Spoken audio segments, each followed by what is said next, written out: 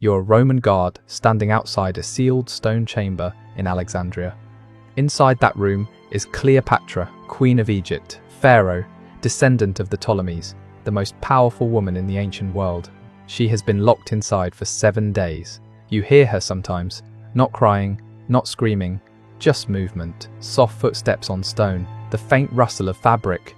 Occasionally her voice, speaking as if someone else is there, though you know for certain she is alone. Before we go any further, there's something you need to understand about Cleopatra's death. Everything you think you know about it is wrong. The romantic story of the asp hidden in a basket of figs is likely fiction. The image of Cleopatra dying peacefully in her royal bed, surrounded by loyal handmaidens, is almost certainly fiction. What actually happened inside those sealed chambers between August 1st and August 12th 30 before Christ was something far more deliberate, far more calculated, and far more revealing about how Rome destroyed its enemies. This is not a story about suicide. It is a story about a systematic psychological operation designed to break the last pharaoh of Egypt before allowing her to die. The real question isn't how Cleopatra died. It's why Octavian needed her to die in a very specific way, and why he needed 10 days to make it happen. If understanding how power operates at its most controlled and calculated matters to you, consider subscribing. This channel exists to expose the mechanisms of domination that shaped ancient civilizations in ways romantic history prefers to ignore. Let me show you what really happened during Cleopatra's final 10 days alive. The destruction began on August 1st 30 before Christ, inside the tomb Cleopatra had built for herself. Mark Antony was dying. He had fallen on his own sword after being falsely told that Cleopatra was already dead, except she wasn't. She had barricaded herself inside her tomb with her 2 most loyal handmaidens and as much treasure as she could carry. The tomb stood near the Temple of Isis, a solid stone structure, 2 stories high. Massive wooden doors, no easy access points, built like a fortress, because Cleopatra understood that in death she would need the same protection she demanded in life.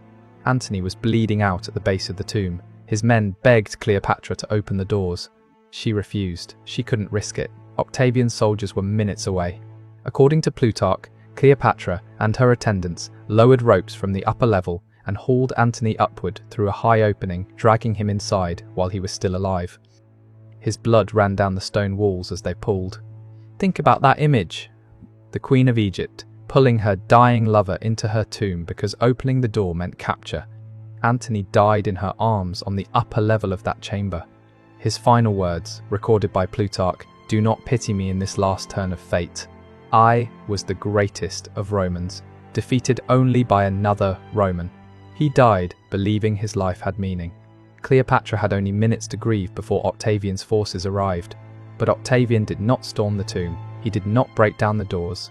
He did not force his way inside. Instead, he sent a messenger, Gaius Proculaeus. The message was simple. Caesar wished to discuss terms of surrender and the future of her children.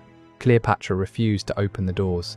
She spoke to Proculaeus through a narrow gap in the stone, saying she would only negotiate if Octavian guaranteed her children's safety. While she spoke, Proculaeus's men were climbing the outer walls. They entered through the same opening used to pull Antony inside just hours earlier. They took her by surprise. Cleopatra reached for a dagger hidden in her clothing and tried to kill herself. But the soldiers were ready. They tackled her, disarmed her, restrained her. According to Cassius Dio, Cleopatra screamed as they seized her, "You will not take me alive to Rome. You will not parade me. Kill me now." But the soldiers had explicit orders: keep her alive. Use whatever force was necessary. Do not let her die. They carried her from the tomb, transported her to the palace, sealed her inside a guarded chamber on the 2nd floor. That moment, August 1st, was when the real destruction began. Octavian didn't simply want Cleopatra dead. He needed something specific from her death. And that required time. Egypt, the wealthiest kingdom in the ancient world, was now his. But in Rome, he faced a problem. He had just won a civil war, Romans killing Romans. Blood spilled by citizens against citizens. He needed to justify it. He needed to transform a civil war into something easier to accept. A war against a foreign enemy. A war against a dangerous queen from the east, who had corrupted Mark Antony and threatened Rome itself. But Cleopatra wasn't a barbarian. She was educated, multilingual, politically skilled. She had lived in Rome, spoken Latin, met senators, negotiated with Cicero. Romans knew she wasn't a caricature, and that was the problem. Complicated enemies don't make effective propaganda. Octavian needed to simplify her, to turn her from a political rival into a symbol. The Eastern temptress, the Egyptian witch, the foreign corruption that had to be eliminated for Rome to survive. And above all, he needed to parade her through the streets of Rome in his triumph, alive, because Cleopatra knew exactly what that parade meant, and she would rather die than let it happen. But Octavian had 10 days to make sure she didn't. Octavian needed the Roman people to see the dangerous queen defeated, humiliated, broken. Roman triumphs followed a formula. A defeated enemy king or queen was led through the streets of Rome in chains, displayed to the crowd, publicly degraded, and at the end of the parade, traditionally executed in the Tullianum prison. This was how Rome celebrated victory, through ritualized humiliation of the conquered. Octavian's entire political future depended on that spectacle, on parading Cleopatra through Rome as living proof that he had defeated the East. But Cleopatra understood that formula. She had seen triumphs before. She had been in Rome in 44 before Christ, during Caesar's Gallic triumph. She had watched as Vercingetorix, the Gallic king, was dragged through the streets in chains and then strangled to death in the Tullianum. She knew exactly what Octavian intended for her. Two wills in direct opposition, 10 days to resolve the conflict. This is how Octavian approached the problem. The chamber where Cleopatra was held was chosen carefully. Second floor of the palace. One door, one small window, too narrow for a person to pass through. Guards stationed outside day and night. Everything potentially dangerous removed. No knives, no daggers, no ropes. No sharp objects of any kind. According to Plutarch, they even searched her clothing and hair every single day, checked for hidden weapons, checked for poison, checked for anything she might use to kill herself. Cleopatra was stripped of everything except basic clothing and placed alone in an empty stone room. But Octavian's strategy went beyond confinement. He didn't just need to prevent her from dying. He needed to break her desire to die. Think about the psychology. Cleopatra wanted death because death meant dignity. Death meant control. Death meant Octavian could never parade her through Rome, so Octavian had to reverse that instinct. He had to make her want to live. And to do that, he used the one thing she could not surrender: her children. Cleopatra had 4 children. Caesarion, her son with Julius Caesar, was 17. The younger 3 twins, Alexander Helios and Cleopatra Selene, both 10, and the youngest, Ptolemy, just 6, were Mark Antony's. Octavian's men separated them from their mother immediately, moved them to different parts of the palace, kept them under guard.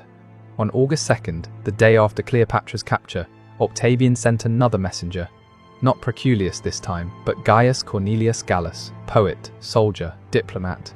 The message was precise, controlled, elegant in its cruelty. Caesar wishes you to know that your children are being well cared for. Their future depends entirely on your cooperation. Should anything happen to you, Caesar cannot guarantee their safety. Caesarion, in particular, is in a very delicate position. Cleopatra understood immediately. Caesarion was Julius Caesar's biological son. That alone made him a threat to Octavian, whose authority rested on being Caesar's adopted heir. If Cleopatra died, Caesarion would be unprotected. He would be killed. But if Cleopatra lived, if she cooperated, if she submitted, if she allowed herself to be used, then maybe Caesarion would survive. Maybe all of her children would. This was the trap. Octavian gave Cleopatra a reason to live that directly contradicted her reason to die. Her dignity demanded death. Her children demanded survival.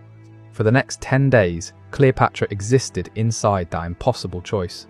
The space between dignity and motherhood. On August 3rd, the pressure escalated. Octavian sent architects to her chamber. They arrived with measuring rods, marked ropes, wax tablets for notes. They measured her height, her approximate weight, the dimensions of her body. According to Plutarch, based on testimony from one of Cleopatra's surviving handmaidens, the queen asked what they were doing. Preparing for Caesar's triumph, one of the architects replied. The display must be properly constructed to accommodate you. Think about the impact of that moment.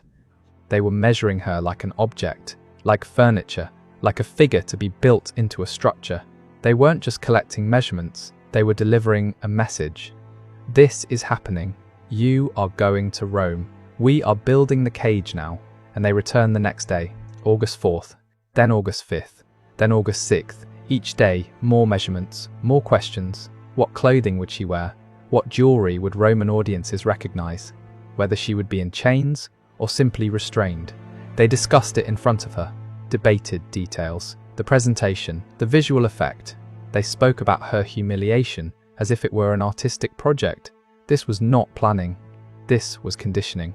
Every day the architects returned, death became more appealing. But every day, Octavian balanced that pull with another message. Reports about her children. Caesarion asked after you today. He's worried. He needs his mother. Pull her toward death with the horror of the triumph. Pull her back toward life with fear for her children, and trap her between the two. Cleopatra was alone in that chamber. Her two handmaidens, who had been with her in the tomb, Iraz and Charmian, were kept in separate rooms. She could hear them sometimes, their voices carrying faintly through the stone, but she was not allowed to speak to them. No one to talk to, no one to plan with, no one to share the weight of the impossible choice she was being forced to make. According to Cassius Dio, Cleopatra repeatedly asked to see her children and was refused every time. Not until Caesar is certain of your cooperation. But she could hear them. The palace walls were stone, and sound travelled easily. Sometimes she heard the younger children playing. Laughter drifting through the narrow window, too small for anyone to climb through. Think about that torture. Hearing your children nearby. Knowing they're close enough to hear, but not close enough to touch. Not knowing whether the sounds are real or staged. Not knowing if they are safe or if the sounds are part of the manipulation. Modern psychology would call this learned helplessness. Strip someone of agency. Remove their choices. Make them dependent on their captor for even the most basic information about the people they love. Octavian was executing that process with precision. By August 7th, according to Plutarch, Cleopatra stopped eating. When guards brought food, she refused it. She sat in the chamber, silent, staring at the stone walls. The guards reported this immediately. Octavian's response was not to force her to eat. It was to bring Caesarion. For the first time in 6 days, Cleopatra saw her oldest son. The meeting was brief. Guards stood close the entire time. But Plutarch records what Caesarion said to his mother. Please eat. Please take care of yourself. I need you. We all need you. Then the guards took him away. That night, Cleopatra ate. And that tells you everything. The threat to her children was no longer abstract. It had a face, a voice, a plea. How do you choose death when your son is begging you to live? On August 8th, Octavian came himself. It was the first time he had spoken directly to Cleopatra since her capture. He came alone, except for guards stationed outside the door. We don't have a complete record of what was said, but fragments survive. From Plutarch, who interviewed survivors. From Cassius Dio, who had access to Roman records. From Strabo, who was in Alexandria shortly after these events. The offer was simple. Participate willingly in the triumph. Walk through Rome under your own power, not in chains.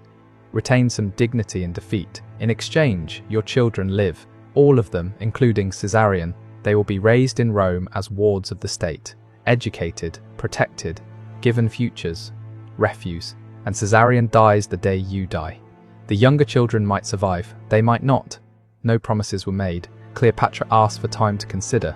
Octavian gave her 3 days. After that, we sail for Rome, with or without your cooperation. Choose. This is the brilliance of the trap. Octavian wasn't offering an escape. He was offering justification. A way for Cleopatra to tell herself that enduring humiliation served a higher purpose. That surrender was not weakness, but sacrifice for her children. It was a lie. Octavian was never going to spare Caesarion. The boy was too dangerous. But Cleopatra didn't know that yet. For 3 days, she lived suspended between hope and despair. Then, on August 11th, 30 before Christ, something changed. We don't know exactly what happened. The sources are unclear, fragmented, but something made Cleopatra understand the truth. Maybe she overheard guards speaking. Maybe someone loyal to her managed to pass a message. Maybe she simply understood Octavian well enough to see through the performance. However it happened, by August 11th, Cleopatra knew. Caesarion was going to die. The negotiations were theatre, the promises were hollow, cooperation would change nothing. Octavian intended to kill her son, regardless of what she chose. According to Plutarch, Cleopatra then requested permission to visit Antony's tomb. She said she wished to make offerings, to honour his memory before the journey to Rome. It was a reasonable request, and Octavian granted it. She was taken to the tomb under heavy guard, allowed inside for 1 hour. The soldiers watched as she made offerings, watched her pray, watched her pour libations over the place where Antony had died. They did not see her palm the small clay vial hidden within the tomb's wall. They did not notice her slip it into her clothing. When she was returned to her chamber, Cleopatra asked for a meal. She specifically requested figs, fresh figs from the market. The guards inspected the basket carefully. They looked for hidden weapons, poison, anything dangerous. They saw only fruit. They let it through. This is where the story of the snake enters. The popular version claims Cleopatra hid an asp, an Egyptian cobra, inside the basket of figs. It's dramatic, symbolic. The cobra was associated with Egyptian royalty, but several ancient historians, including Strabo, doubted that account. The timeline doesn't align. The symptoms recorded don't clearly match cobra venom, and snakes are notoriously unreliable as methods of suicide.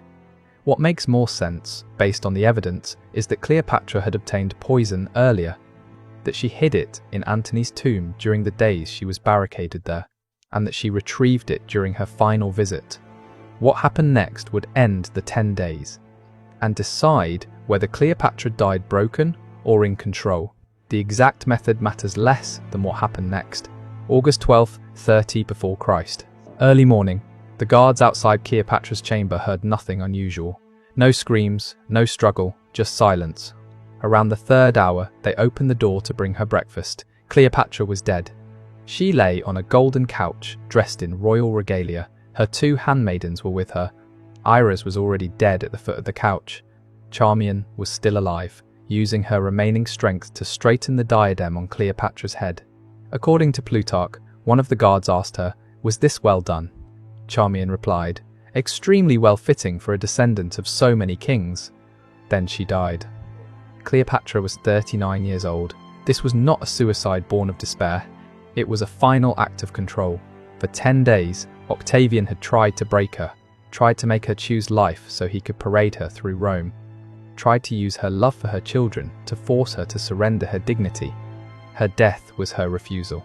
Her final message: "You can take my kingdom, you can destroy my line, but you cannot take my choice. You cannot parade me, you cannot have that victory." She died on her own terms, dressed as a queen, surrounded by the symbols of power Octavian had worked so carefully to strip away. But here is the final cruelty. Octavian won anyway. He could not parade the real Cleopatra, so he built a substitute, a statue, an effigy. During his triumph in Rome, a massive image of Cleopatra, with a snake attached to her arm, was carried through the streets. The Roman crowd saw Cleopatra in Octavian's triumph, saw her defeated, saw her reduced to the image he wanted them to remember. The propaganda worked. The version of Cleopatra as the exotic Egyptian seductress who died by snakebite became the story that survived for 2,000 years. And Caesarion, the child Cleopatra died believing she might save, was murdered 3 weeks later. Octavian sent assassins to intercept him as he fled toward India. Julius Caesar's only biological son, 17 years old, was killed on the road in the Egyptian desert. The younger children survived. They were paraded in Octavian's triumph in place of their mother. Raised in Rome as wards of Octavian's sister, watched closely, given limited futures, never allowed to return to Egypt. Cleopatra died believing her sacrifice might protect them, believing that choosing the manner of her death over participation in Octavian's spectacle was an act of dignity. In reality, Octavian got everything he wanted: the propaganda victory, the elimination of rivals, the conquest of Egypt, control of the story. Cleopatra's death brought nothing except the way she died. And that is what those 10 days reveal about power at its most systematic. Octavian didn't just want to defeat Cleopatra, he wanted to dismantle her psychologically first, to turn her love for her children into a weapon against her will to die with dignity, to construct an impossible choice, dignity or children, and force her to live inside it. to measure her for humiliation, to show her exactly what awaited her in Rome, to offer false hope that cooperation might save what mattered most. It was a machine, every element calculated, every pressure point identified, every moment designed to strip her of agency until surrender felt rational. And when it didn't work, when Cleopatra chose death anyway, Octavian simply paraded an image instead. That is real power. Not the ability to kill, but the ability to control the narrative even when your enemy denies you.